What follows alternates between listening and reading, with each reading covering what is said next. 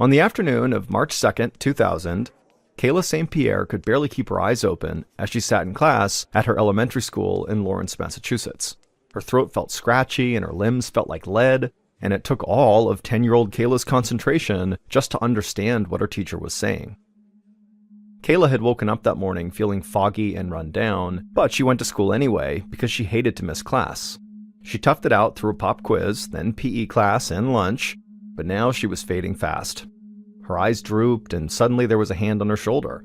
It was Kayla's teacher gently shaking her awake. The teacher told Kayla that she needed to go see the nurse, and inside, Kayla actually felt really relieved. Kayla stumbled out of class and shuffled down the hall to the nurse's office.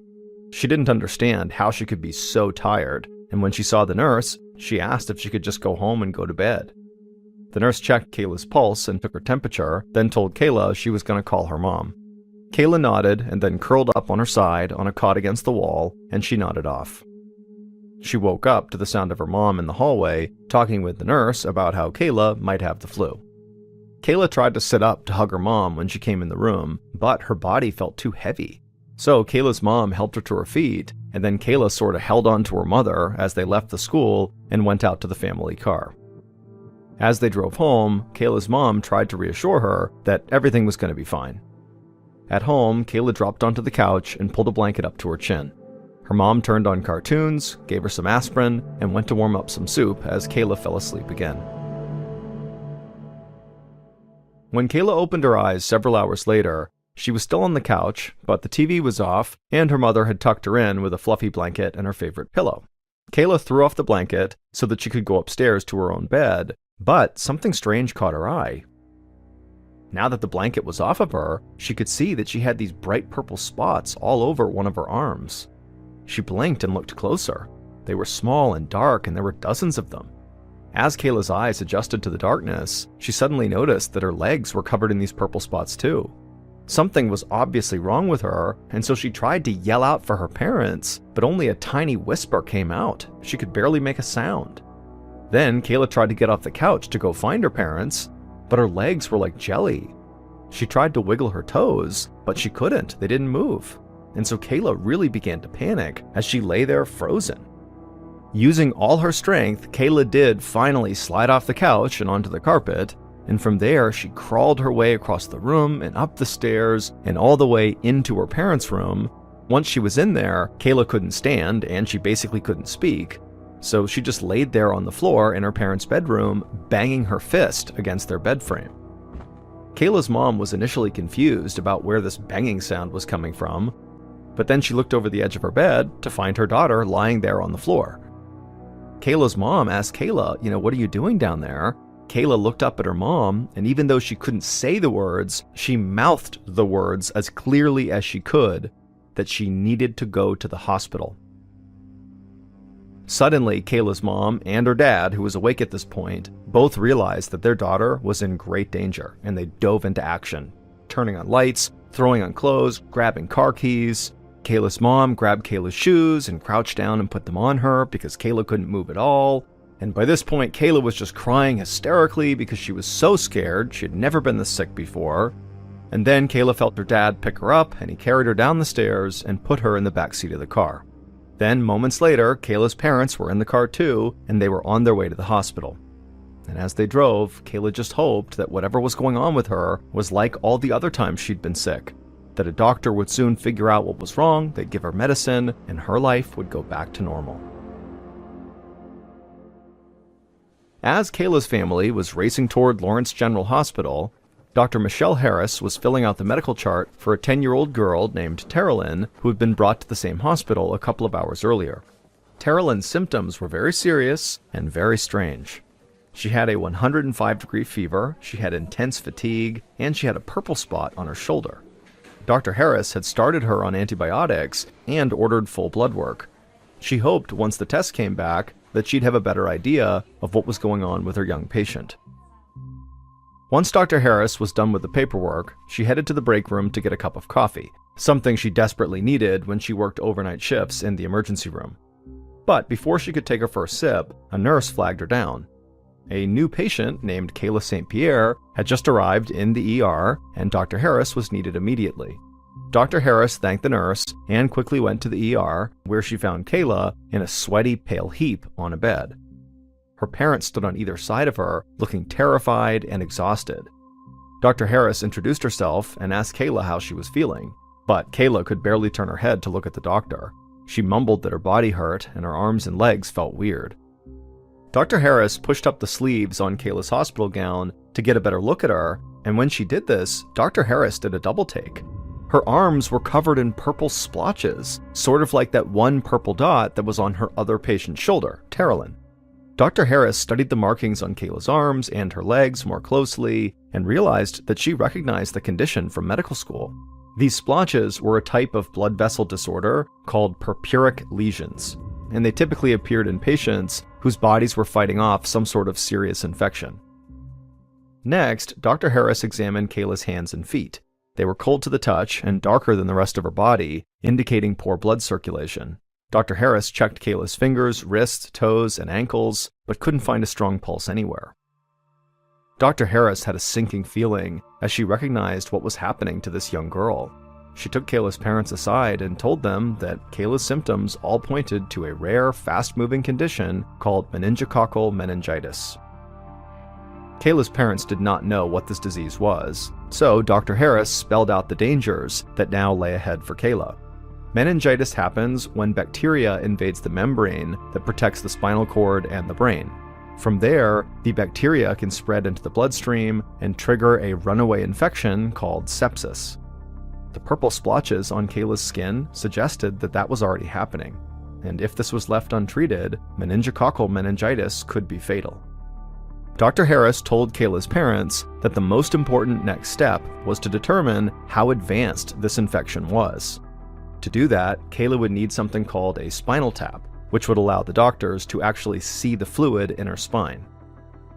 Kayla's parents looked completely overwhelmed by what Dr. Harris had said, and they clung to each other for support. But they both nodded and told the doctor to do whatever she had to save their daughter. Less than an hour later, Dr. Harris delicately pulled back the plunger on a syringe stuck between two bones of Kayla's spine. The girl's spinal fluid began trickling into the syringe and then through a plastic tube on its way to a vial that would be sent to the lab for analysis. And the moment Dr. Harris saw the liquids swirling into the vial, she knew this was a bad case. Kayla's spinal fluid was cloudy, not clear like it was supposed to be. Cloudy cerebrospinal fluid was a sign there was a serious infection in the body, which was exactly what Dr. Harris feared. Dr. Harris handed the vial to a nurse to bring down to the lab, but to be honest, the patient herself had already told the doctor all she needed to know. Kayla was clearly getting weaker and more exhausted, and her fingers and feet were turning even darker. If Dr. Harris didn't act fast, they could lose Kayla in just the next few hours. Dr. Harris glanced out the window and saw there was barely a hint of sunrise out on the horizon. Dr. Harris then told a nurse to bring her antibiotics, blood pressure medication, and an intubation tube, which would pump extra oxygen into Kayla's lungs. Dr. Harris hoped all these together would help get more blood to Kayla's fingers, toes, and organs. But Dr. Harris knew that all these measures alone would not be enough to save Kayla. Dr. Harris took Kayla's parents aside again and told them that she thought it was time for Kayla to be transferred to Boston Children's Hospital, one of the country's leading pediatric medical centers. It was always risky to move patients in such a fragile condition, but given Kayla's rapid decline, Dr. Harris felt like there was no other choice.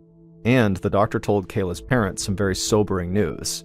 She said they had to move quickly because their daughter very likely only had about a 10% chance of surviving the next 24 hours.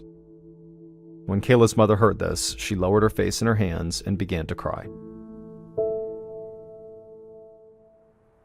Once Kayla was safely loaded into the ambulance for the ride to Boston, early on the morning of March 3rd, Dr. Harris said goodbye to Kayla and Kayla's parents, and then hurried back to check on her other young patient, Terrelyn. Dr. Harris hoped she was holding up better than Kayla. But as soon as Dr. Harris stepped into the hospital room, she could see that Terrelyn's condition had actually worsened. She looked at the monitor and saw that Terrelyn's heart rate was now much higher than it was before, and her blood pressure had dropped dangerously. Dr. Harris pulled back the neckline of Terrelyn's hospital gown to check that purple spot on her shoulder, and she could see that there were now many more spots. In fact, Terolin's entire body was now covered with these alarming bruise-like spots. And so Dr. Harris had no doubt that Terolin and Kayla were suffering from the same disease. Dr. Harris felt both worried and confused to have two young patients with meningococcal meningitis on the same night. The entire state of Massachusetts only reports about 75 cases of this disease in the entire year. 2 cases in the same night at the same hospital just could not be a coincidence. Dr. Harris worried that these 2 cases might just be the first in a whole wave of cases because of how easily meningococcal meningitis spreads. Just coughing or sharing a drink or snack or even just being close to someone carrying the bacteria is enough to spread it. Both girls' parents had told Dr. Harris that their daughters had attended school the day before they got sick, and they both attended the James F. Hennessy Elementary School, which meant any number of students and teachers and staff at the school could now also be infected. And so Dr. Harris realized the time had come to sound the alarm. So she ran to her office and she dialed the number for the Massachusetts Department of Public Health.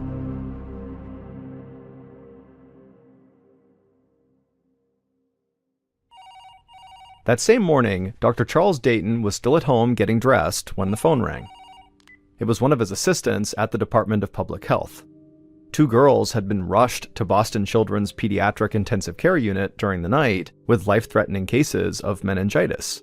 Both girls went to the same school in Lawrence, Massachusetts, and they had both attended school the day before they got sick. The thought of hundreds of kids catching and spreading a potentially fatal disease made Dr. Dayton's heart start to race.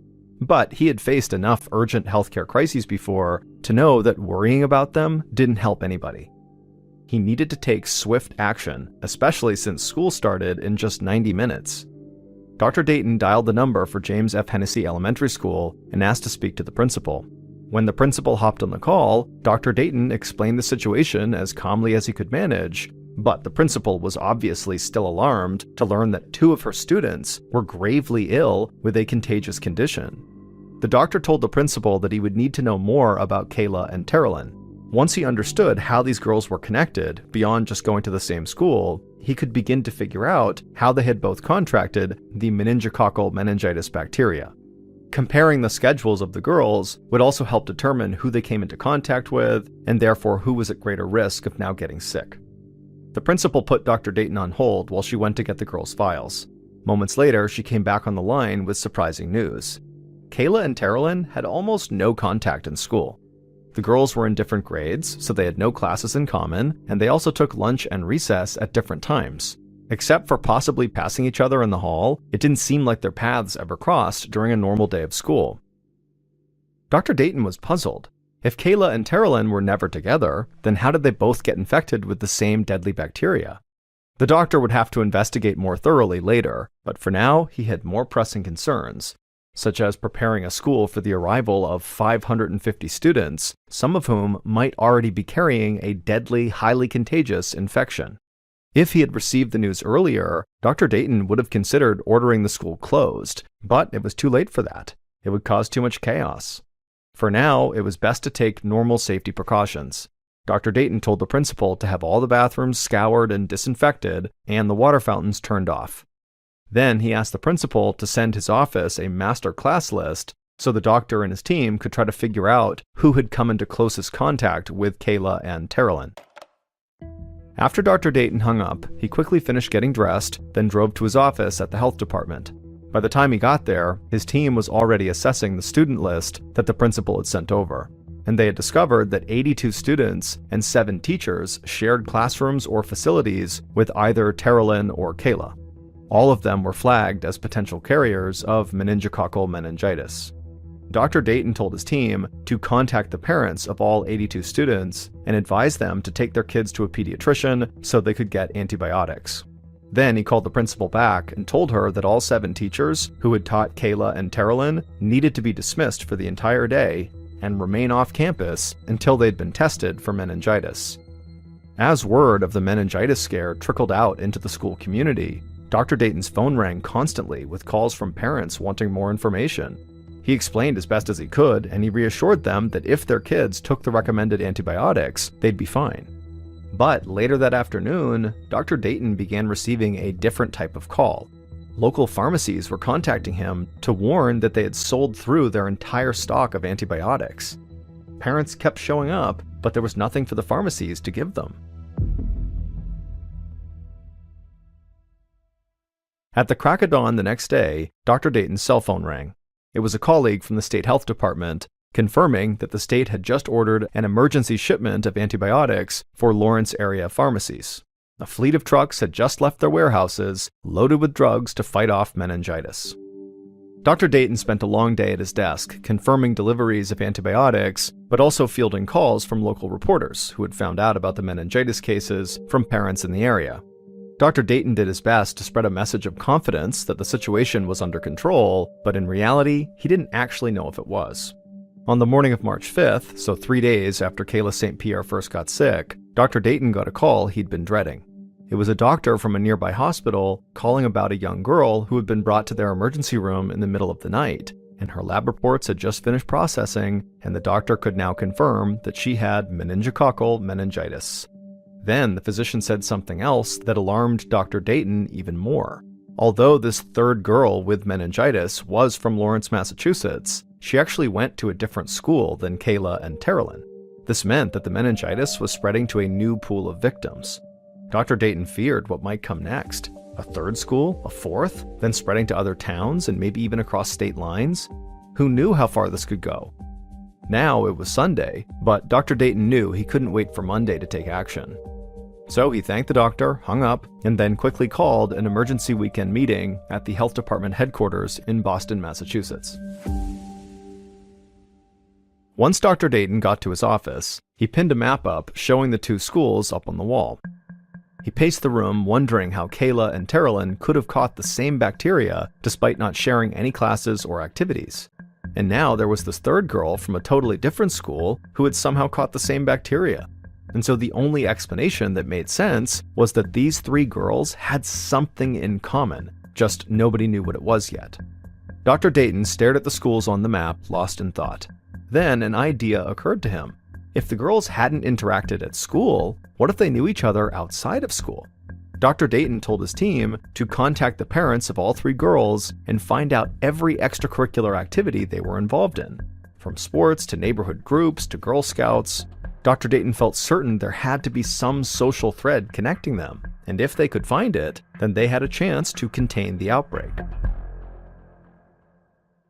The next morning, Dr. Dayton was working in his office when he got word that another girl from a city near Lawrence had just been admitted to the hospital with a 104-degree fever. And after taking a spinal tap, a doctor confirmed her diagnosis. She too had meningococcal meningitis. Dr. Dayton slumped in his chair. This was the fourth case in 4 days, with no end in sight. Dr. Dayton desperately needed to find the source of the infection, but every new patient made the puzzle more complicated.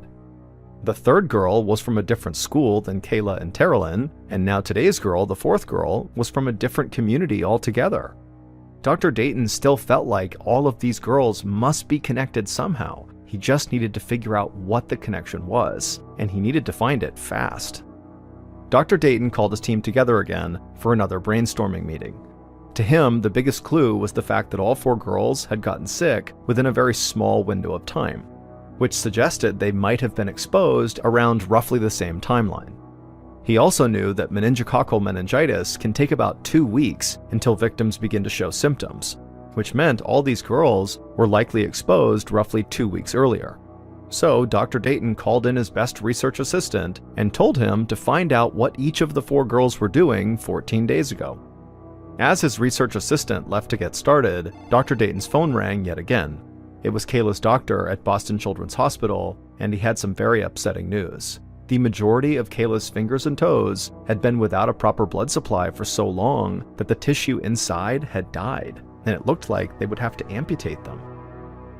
Dr. Dayton thought for a moment about poor Kayla. Less than a week ago, she was probably roller skating and riding her bike like any healthy 10-year-old, and now she was about to become permanently disabled. And the possibility that this might happen to even more kids on his watch made Dr. Dayton almost nauseous. Later that afternoon, there was a knock on Dr. Dayton's office door. His research assistant came in, and to Dr. Dayton's surprise, the assistant looked excited. He said he had just discovered a very strong lead. It turned out all 4 girls were part of the same local girls' club. Not only that, but exactly 2 weeks ago, 3 of the 4 girls had taken a girls' club field trip together to go see Disney on Ice in New York City. Dr. Dayton felt so excited that he nearly cheered. This had to be where the girls were infected. But he still needed to find out how they had transmitted the bacteria to each other. He stood up, grabbed his car keys, and went to find out. Less than an hour later, Dr. Dayton parked at Boston Children's Hospital and hurried inside. 3 of the 4 girls were there. Kayla's case was the worst, and she had actually just been put into a medically induced coma. Doctors had decided this was her body's only chance to fight back against the disease. Dr. Dayton went to Terilyn's room and found her lying on her side, flipping through a magazine. She looked pale and weak, but her vitals were stable. Dr. Dayton asked her about the trip to New York. Terilyn sat up in bed and smiled at the memory.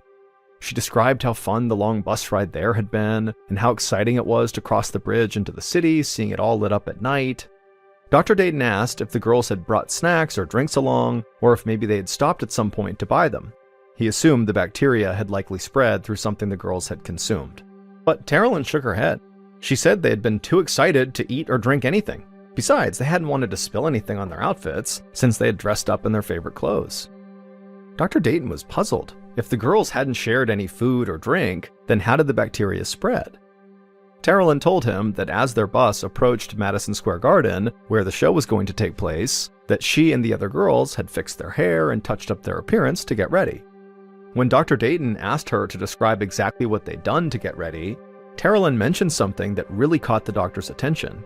He asked a few quick follow-up questions to confirm some details about this thing she had mentioned, but as he scribbled down everything she was saying, he felt like this has to be it. This had to be the source of the sickness. Finally, Dr. Dayton thanked Terilyn and then hurried to the lobby to call his office and tell them that he'd just found the cause of the outbreak.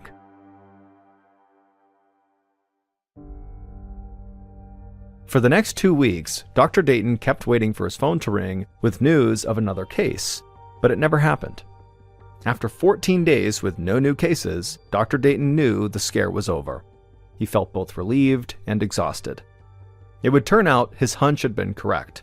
All 4 cases of meningococcal meningitis were due to a single isolated event. Right before the Disney on Ice performance, Terilyn, Kayla, and one of the other girls had shared a tube of sparkly lip gloss to look extra glamorous for the night. And that lip gloss was contaminated with the meningococcal meningitis bacteria. Most likely, the one sick girl who was not on the field trip had also used that same tube of lip gloss sometime shortly before or after. Although Dr. Dayton was grateful to have identified the bacteria's source, he was left with one question unanswered: how the bacteria got on the lip gloss in the first place. Now, Dr. Dayton was never actually able to determine this for certain, but he guessed that someone who did not know they had meningitis must have used that lip gloss at some point. Some people carry the bacteria without ever actually getting sick themselves, even though they can spread the disease. But the bacteria was there, living on that tube of lip gloss, until the fateful day it was passed around before Disney on Ice. 3 of the girls would make full recoveries, but unfortunately Kayla would lose both her legs, 8 of her fingers, and all function in her kidneys. She underwent 50 operations and was bedridden in multiple hospitals for 11 months. But thanks to a successful kidney transplant, Kayla's body did finally begin healing, and today she actually works with the National Meningitis Association, helping educate others about the dangers of the disease that took so much from her. One of the most insane jobs in the world is being a saturation diver for an oil and gas company. These highly specialized divers go down to extreme depths to do construction and demolition on underwater structures. The extreme pressure on their bodies from being so deep will cause some of the mixed gas they breathe to get trapped inside of their body. Now, this is harmless while it's happening, so while they're down at depth, this doesn't matter. But when they ascend, they have to do what's called decompression stops, where they basically stop in the water column at certain depths and just wait and allow these trapped gases to naturally come out of their body. Now, if they skip these decompression stops and just rush to the surface, those trapped gases will not leave their body and they will expand inside of them, causing a condition called decompression sickness or the bends, and it can be fatal.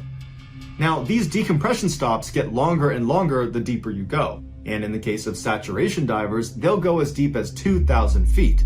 And for reference, in order to safely ascend from 2,000 feet, it would take you about 33 hours. And so these oil and gas companies can't afford to have their divers taking 33 hours in between dives, and so they came up with a clever workaround.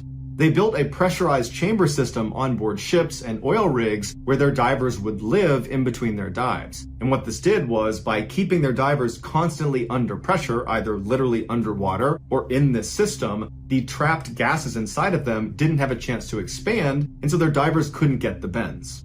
The divers would live inside of this incredibly cramped chamber for weeks at a time, getting transported to and from the seafloor inside of this small pressurized sphere that's called a dive bell that could detach from the chamber without totally depressurizing the whole system.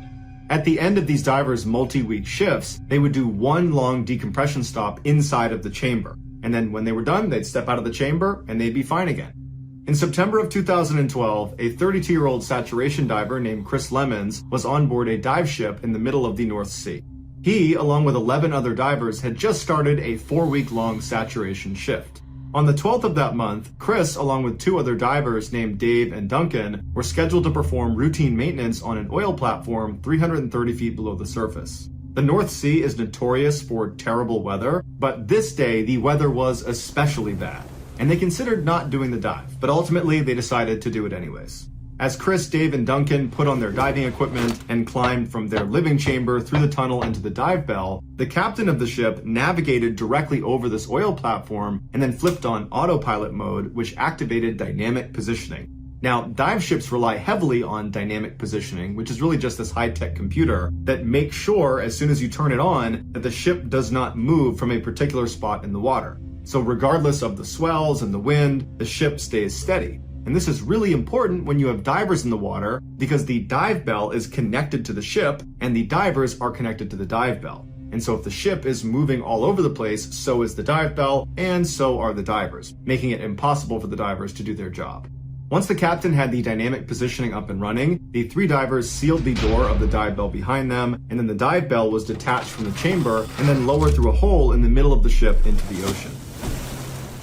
Once the bell got down to 330 feet, Chris opened up a hatch on the bottom of the dive bell that led directly into the water. Now, because the pressure inside the bell matches the pressure outside the bell, water does not come in through this hole.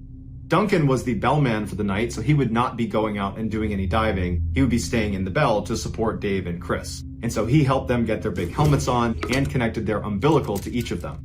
Sat divers, when they're outside of the bell, are completely reliant on their umbilical. It's this long stretch of tubes and wires that are connected directly to their suit and to their helmet, and it provides air as well as heat and electricity to their lights, and it provides radio communication up to the people on the boat.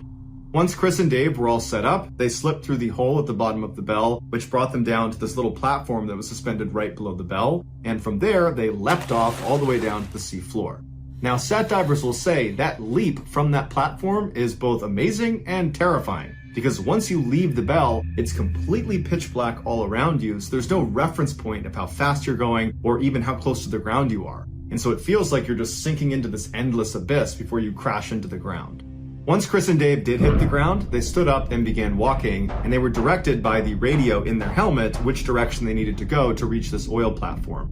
The oil platform was 11 meters tall, and it looked like a sort of pyramid of these big steel pipes. They climbed up the side until they reached their respective working area, and then they settled in to do their job, which they expected to take about 6 hours.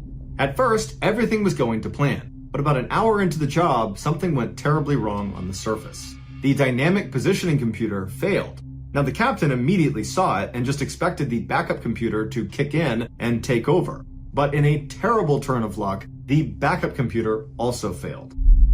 And so very quickly, this huge dive ship began drifting in the rough seas, dragging with it the dive bell and the divers 330 feet below. While the captain struggled to try to fix the system and get it back online and get the ship back on station, another crew member hopped on the radio and called down to Dave and Chris, who were outside of the dive bell, and told them to abandon the structure and get back in the bell ASAP. And Chris and Dave could tell from the urgency in this person's voice that this was no drill, this was serious. Chris and Dave were both positioned on the south side of the structure about halfway up, and their umbilicals were running straight up the structure and then northward because the ship was drifting northward. So neither Chris nor Dave could go around the structure. They needed to go straight up before being able to climb their umbilicals back up to the bell. And so both men began climbing, but they could feel the tension on their umbilical was getting tighter and tighter, and Dave managed to get all the way to the top and he cleared the lip, and as soon as he was on top, he started getting pulled away from the structure. And he looked to see if Chris was also getting pulled, and all he saw was Chris's umbilical, impossibly stretched, still draped over the south side, and he could not see Chris. And that's when Dave, Duncan, and all the people on the surface heard Chris come over the radio frantically saying he was stuck on the underwater structure. His umbilical had gotten wrapped around one of the pylons. And so through the radio, Chris asked Duncan to give him more slack. But Duncan said, "There is no more slack. We are completely tight here. You have to get it free." And Chris would say, "I can't unfree it. It keeps getting tighter and tighter. I can't get it off the pylon." And so Dave jumped down onto the platform and tried to pull himself over to Chris, but his own umbilical was getting pulled towards the dive bell, and so he could not help Chris. And so Dave knew he couldn't do anything, so he turned and began crawling up his umbilical towards the dive bell, and as he's climbing, he hears behind him this extremely loud explosion. It sounded like a shotgun going off, and what it was Chris's umbilical snapping under the tension. As soon as the umbilical snapped, it sent Chris flying backwards off the structure, falling towards the ocean floor. Without his umbilical, he wouldn't have had light, he wouldn't have had a radio to talk to anybody up on the boat, he wouldn't have had heat, and the water was just barely above freezing, and so he would have been very cold very fast, and he would not have had an air supply. Although he would have had 2 backup canisters on his back that would automatically turn on, however, they only gave him 5 or maybe 6 minutes of air. And so when Chris hit the ocean floor, it would have been eerily quiet and totally, completely pitch black. He stood up at some point and looked around him and didn't see anything, but knew he had to get back to the underwater structure. It was his only chance of anybody finding him again. And so he had to make the impossible decision of just choosing a direction and blindly walking, not having any idea what you're walking towards. Choose wrong and you might walk over a cliff. But at some point, Chris made up his mind and just began walking in a single direction, and miraculously, he walked into the underwater structure. He climbed up the side until he got to the top, which was a flat metal grate, and there he looked around and saw there was no dive bell, there was no sign of anything. It was just him. He was completely all alone. And he must have known at this point that he was running out of air. He probably had maybe 1 or 2 minutes left. And so he would have been acutely aware that even if they're looking for him, they're not going to find him in time. He's going to die. And at some point, breathing would have become extremely difficult until there was no more air, and then he would have passed out and keeled over. Back on the surface, the captain was desperately trying to use manual controls to pilot the ship back over where Chris was, but because of how rough the seas were, it was proving to be nearly impossible. As the captain struggled, other members of the crew launched a remote-controlled vehicle into the water to at least go down and try to find Chris. And so they decided they would just pilot straight to the underwater structure and begin looking around that area. And so for a few anxious minutes, the crew on board the ship watched the camera, which was the live feed coming from this underwater vehicle, as it went through totally dark water. And then at some point on the screen, the structure just appeared, and the vehicle, as it went up towards the top, it got a look at the very top of the structure. And on the screen, they saw Chris lying on his side, totally motionless. At this point, he had been without air for at least 20 minutes.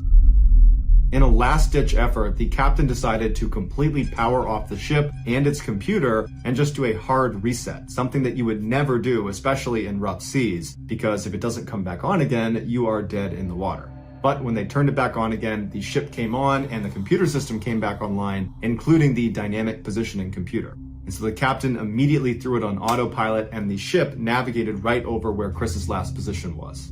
After Chris's umbilical had broken, Dave had managed to climb back up to the bell, and he was just standing underneath that platform right beneath it. And so when the ship got right back over Chris's position, Dave leapt off the platform, got to the seafloor, climbed up the structure, grabbed hold of Chris's body, and hauled him back up into the bell.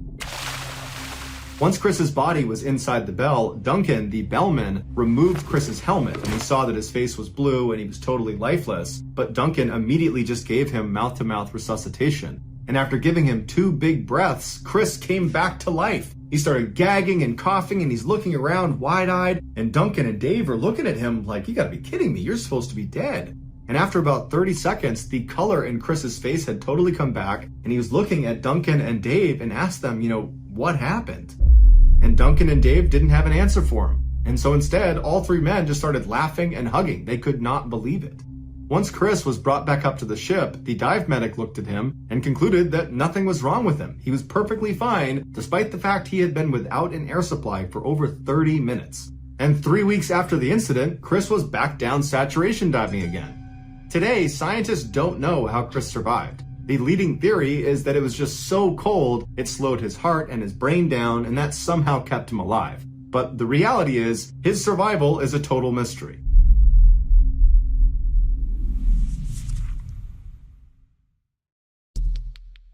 Our next and final story is called The Torn Guts.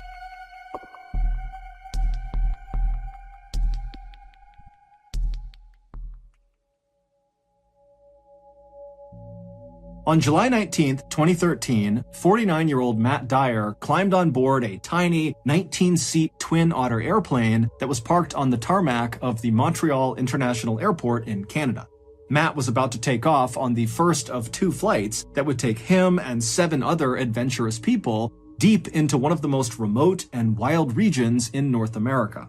For Matt, this trip was going to be the most amazing journey of his life. He had seen the ad for this 2-week-long expedition about a year earlier when he was looking through a magazine put out by an environmental organization called the Sierra Club.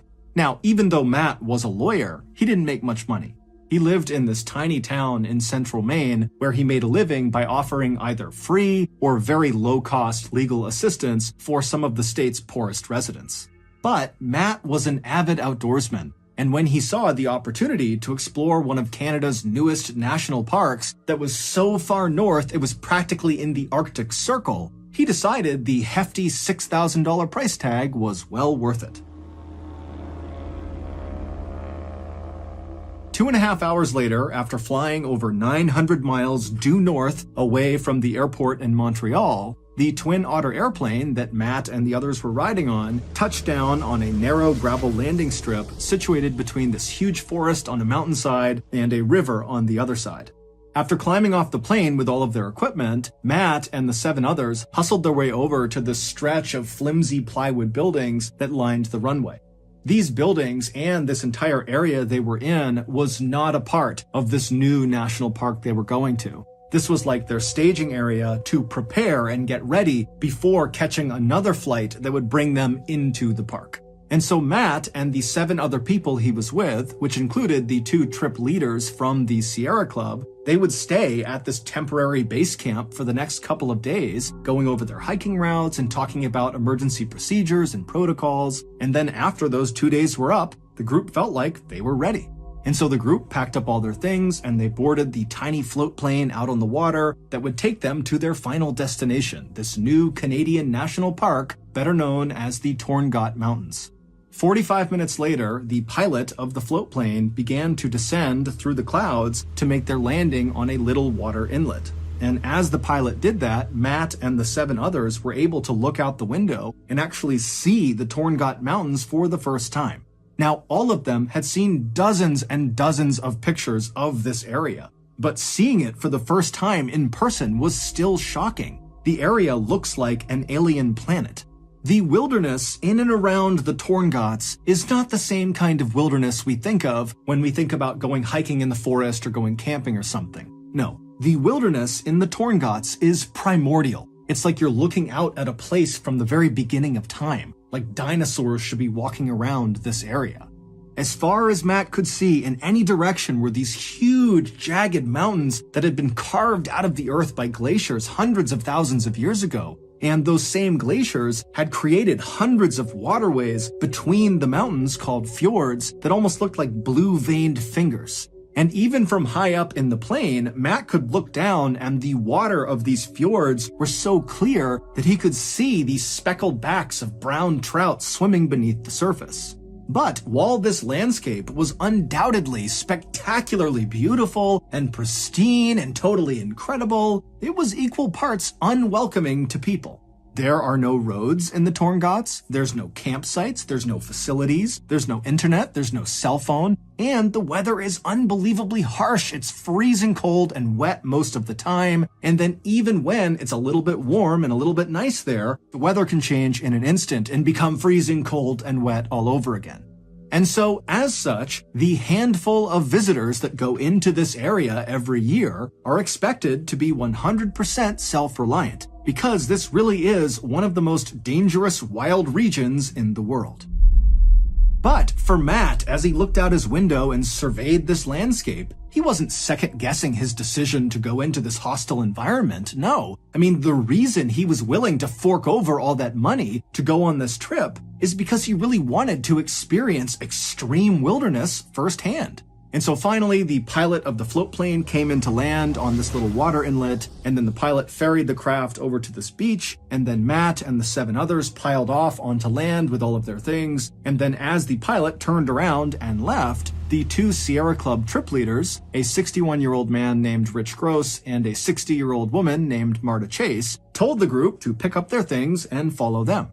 And so Rich and Marta led the hikers about 500 feet away from where they had just been dropped off, up to this slightly elevated, mostly flat area that kind of overlooked the fjord and had this incredible view of all the mountains around them. Now, unlike the temporary base camp they had been at for the past couple of days, this camp was nowhere near any forests. They were basically on a wide open plain that kind of went right up into these mountains, so it's very wide open where they're staying. And so after Rich and Marta instructed the group where to set up their tents, Matt and the others got to doing that, and then after they were all set up, Rich and Marta put a small electric fence around the perimeter of their tents to keep any nosy animals out, and then the group headed up a little bit higher on this mountain near them to take their first group photo. And in this photo, they all looked so happy and so excited for what's to come. And over the next couple of days, their trip would go exactly to plan. During the daytime hours, they would hike all of their pre-planned hiking routes all over the mountains and down near the water, and at night they would eat their food and drink fresh water from the fjord and swap stories from back home. But their perfect trip was about to become a nightmare. In the early evening hours of Tuesday, July 23rd, so 2 days after the group arrived in the Torngot Mountains, Matt and the others returned from one of their hikes. Now, the day had been cold and rainy, but the group was in good spirits. This was their last day at this particular camping spot. The next morning, they were going to pack up and head farther inland to their next camping spot. After Matt and the others had put their gear back inside of their tents, they came back out to see that Rich and Marta, the 2 trip leads, had organized a special feast for the group to celebrate the successful beginning of their trip. And so the group all sat around eating salami and crackers and drinking rum mixed with lemonade as they talked excitedly about the next couple of days and what they could expect. At some point during the festivities, Matt was tired, and so he broke away from the group. He climbed back inside of his tent, got inside of his sleeping bag, and before long, he was fast asleep. A few hours later, around 3:30 in the morning, Matt suddenly woke up. He had no idea what had woken him up, and so for a second, he just lay there listening to the outside world and just kind of staring straight up. Now, the moon was out that night, so there was some illumination, and as he looked straight up at the underside of his tent, he sees this huge figure move across the side of his tent and then stop right on top of him. And then before Matt's brain could process what was happening, this huge figure began pressing down on the fabric of Matt's tent. And so he's seeing his tent collapsing in on him. Matt's not doing anything. He's not saying anything. He's just watching in horror. And then suddenly the tent rips open and these 2 arms reach into the tent and they grab at Matt. And Matt threw his hands up in defense and screamed out for help. And as he did that, he suddenly felt this vice-like grip on the top of his head. And then before long, he was being pulled out of the hole in his tent out into the night. And as Matt is being dragged along on the ground, having no idea what's going on, he can't move. All he can hear is this crunching sound, which he would later find out was the sound of his skull and jaw breaking. And he started to smell this horrible rotten fish smell, and then he felt what felt like saliva coming over his face. And then Matt began kind of trying to look around because he couldn't really move his head, and he noticed all he could see was white fur. And it was then that Matt realized he was in the jaws of one of the world's most powerful and deadliest predators. Standing 10 feet tall on its hind legs and weighing as much as 1,700 pounds, the North American polar bear sits right on top of the Arctic food chain.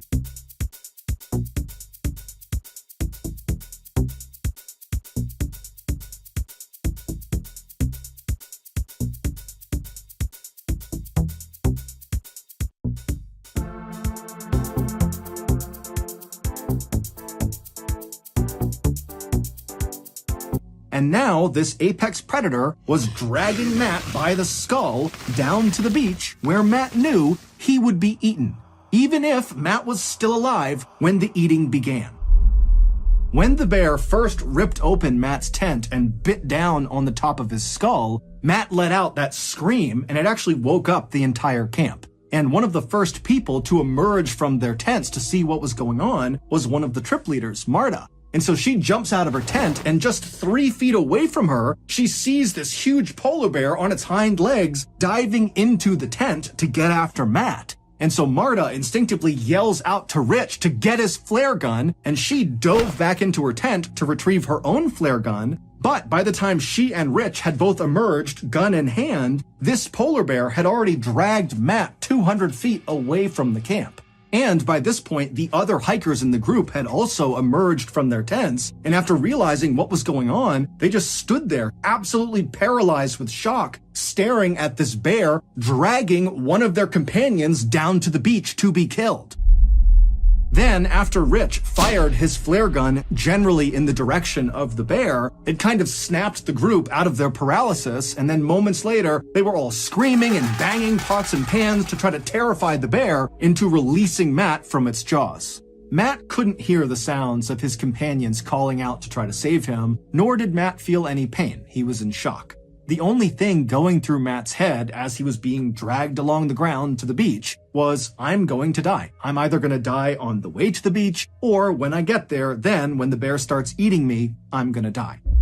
And when he thought about this, it was with a kind of eerie, calm detachment. Like he wasn't sad or mad, it was just kind of a fact. This was going to happen. But as Matt was kind of making peace with his reality, Rich fired that flare gun shot, and that ball of chemical fire exploded basically right in front of the polar bear's face. And the polar bear, who was startled by the flare, instinctively whipped its head to the side, up, and then down again, and it didn't let go of Matt. And so Matt was whipped like a ragdoll up, and then was slammed down into the ground. And when Matt hit the ground, he heard the sound of his neck breaking. But as Matt was laying there, the bear released him from its jaws, and then behind Matt, the bear turned around and began walking away. And so Matt could hear the sound of its big paws moving away from him, and suddenly Matt's thinking, oh my God, I might survive this. And so he tried to lay as still as he possibly could so as not to attract any attention, and he began repeating in his head over and over and over again, please bear, go away, please bear, go away. But, as if out of a horror movie, as Matt is laying there repeating this phrase, he hears the sound of this bear stopping, turning around, and start moving back towards him. And so Matt's just thinking, okay, it's going to come back over here, it's going to bite my head, and that's the end. But, luckily, Rich, by this point, one of the trip leads, had run down closer to the beach, reloaded his flare gun, and right as this bear was going to bite Matt again, Rich had fired that flare, and once again, the chemical fire had kind of exploded right near the bear, causing it to get startled. It turned around, it ran off, and this time the bear did not return. It would turn out Rich and Marta, the two trip leaders from the Sierra Club, had chosen a location for this campsite that was so heavily trafficked by polar bears, it was referred to as a polar bear highway. When all of the hikers, which included Marta and Rich, had been given their safety brief when they were staying in those plywood structures at that base camp near the runway, well, part of the brief was whenever you make camp in the Torngots, you want to be at least a quarter mile away from water. Go way inland because the polar bears hunt and fish and walk around right along the edge of these fjords. But despite all 7 members of this Sierra Club expedition being experienced wilderness backpackers, none of them really appreciated just how dangerous it was to be camping or even hiking around in known polar bear territory. And so this is why they ultimately ignored the safety brief and set up their first camp just a couple hundred feet away from the water's edge. And even prior to the attack on Matt, when the group literally saw polar bears wandering around near their camp and even at one point had to fire their flare guns at the polar bears to get them to leave, the group still decided it was best to stay at this particular campsite. Perhaps they believed their electric fence they had set up around the perimeter of their tents would protect them from these polar bears, but obviously that had not been the case. The bear that attacked Matt had been totally unaffected by their fence. Matt would survive this attack, but really only because one of the members of the expedition happened to be a medical doctor, and so they were able to stabilize Matt until help arrived. Matt's injuries were extensive. They included a broken skull, a broken jaw. He had slash marks and puncture wounds all over his head and his neck, and all of those wounds got horribly infected. And also his voice was permanently changed as well because the bear also slashed his vocal cords. Following the attack on Matt, Parks Canada, which is the agency that oversees all of Canada's national parks, including Torngots, has mandated that any organization going into Torngots National Park has to have a polar bear protection plan in place. As for Matt, he does not make a big deal about his near-death experience. In fact, he kind of makes light of it and sometimes even makes jokes about it. As for the polar bear that attacked him, Matt holds no ill will. If anything, the attack has made him more interested and appreciative of the apex predator. In August of 2014, so 11 months after Matt's brush with death, he returned to the Torngots and even visited the actual site of the attack, perhaps to get closure. Except this time, he was in the company of an armed polar bear expert.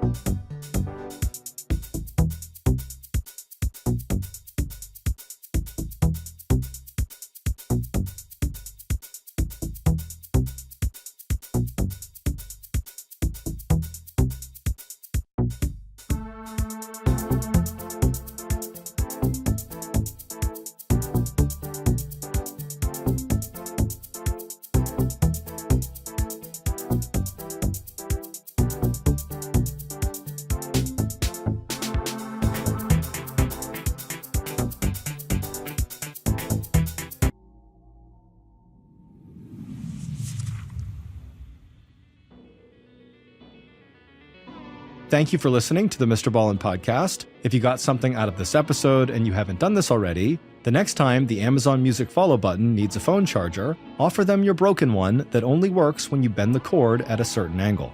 This podcast airs every Monday and Thursday morning, but in the meantime, you can always watch one of the hundreds of stories we have posted on our main YouTube channel, which is just called MrBallen. We have a registered 501c3 charitable organization called the MrBallen Foundation that honors and supports victims of violent crime as well as their families. Monthly donors to the MrBallen Foundation Honor Them Society will receive free gifts and exclusive invites to special live events. Go to MrBallen.Foundation and click Get Involved to join the Honor Them Society today. If you want to get in touch with me, please follow me on any major social media platform and then send me a direct message. My username is just @MrBallen, and I really do read the majority of my DMs. If you want to check out our merch, join our Discord server, or just see what's going on at Ballen Studios, head on over to our brand new website, ballenstudios.com. So that's going to do it. I really appreciate your support.